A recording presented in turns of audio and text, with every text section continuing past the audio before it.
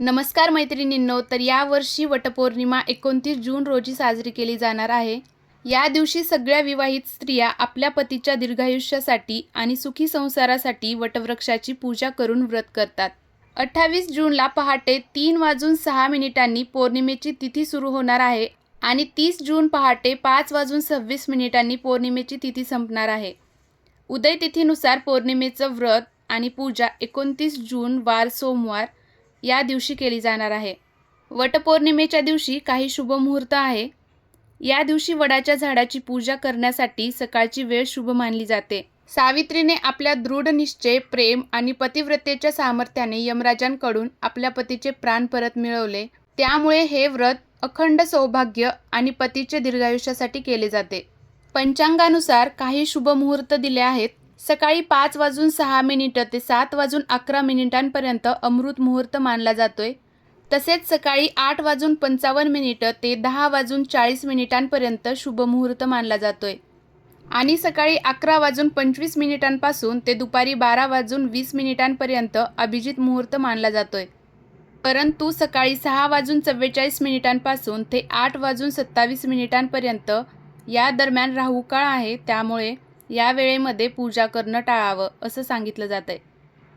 आता हा पौर्णिमेचा उपवास कधी करायचा, तर सूर्योदयापासून हा उपवास सुरू होतो। काही महिला निर्जला उपवास करतात। सामान्यतः वडाच्या झाडाची पूजा करून आल्यानंतर पतीचं दर्शन घेऊन देवाला नैवेद्य दाखवून उपवास सोडला जातो। या दिवशी कोणी एकादशीसारखं व्रतसुद्धा काही ठिकाणी केलं जातं आणि दुसऱ्या दिवशी सकाळी उपवास सोडला जातो। सगळ्यांनी आपापल्या प्रथा पद्धतीनुसार वटपौर्णिमेचं व्रत करून उपवास सोडावा। चला तर मग आता वटपौर्णिमेच्या पूजेसाठी लागणारं साहित्य आपण पाहूया।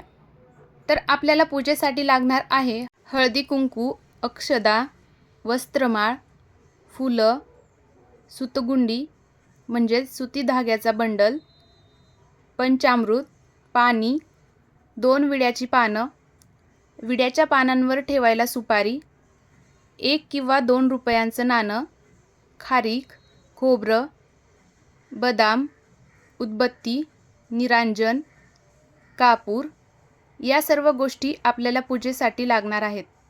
आता आपण सौभाग्य अलंकार काय काय लागतो ते बघूया। खण म्हणजेच ब्लाऊज पीस, हिरव्या बांगड्या, कंगवा, काळ्या मोत्यांची पोत आणि कुंकवाचा करंडा या गोष्टी लागतात। आता वडाच्या झाडाची पूजा झाल्यानंतर 5 सुवासिनींची ओटी भरतात। त्यासाठी काय काय लागतं ते बघूया। सावित्रीच्या ओटीसाठी गहू, खोबरं, सुपारी आणि आंबे या गोष्टी लागतात। चला तर मग मैत्रिणींनो, पूजेसंबंधी तुम्हाला संपूर्ण माहिती मिळाली असं मी गृहीत धरते आणि मी माझा व्हिडिओ इथंच संपवते। सर्वांना वटपौर्णिमेच्या खूप खूप शुभेच्छा। आणि तुम्हाला जर व्हिडिओ आवडला असेल तर व्हिडिओला लाईक करा, शेअर करा, आपल्या चॅनलला नक्की सबस्क्राईब करा। भेटूया अशाच एका नवीन व्हिडिओ बरोबर। तोपर्यंत बाय बाय।